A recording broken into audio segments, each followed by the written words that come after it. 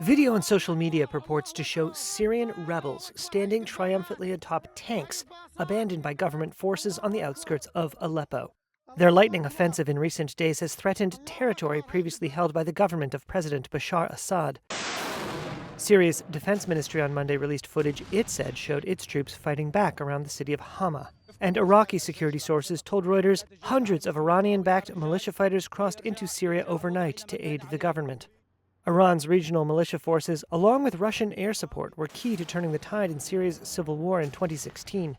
But the renewed fighting has focused a myriad of international interests in a civil war where front lines have been largely frozen for 4 years. On Monday, the head of the internationally recognized Syrian opposition based in Istanbul said he would not stop fighting until Assad committed to a political process. Meanwhile, Iran's foreign minister Abbas Araghchi was in Turkey on Monday for discussions.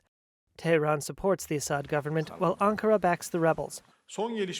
Turkey's foreign minister urged Assad to reconcile with the opposition, while Iran's envoy blamed the renewed fighting on American and, quote, Zionist intervention.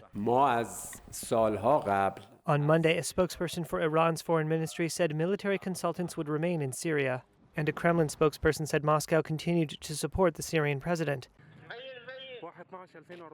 Video released by the Syrian civil defense group The White Helmets showed what it said were Russian and Syrian jets striking the rebel-held city of Idlib.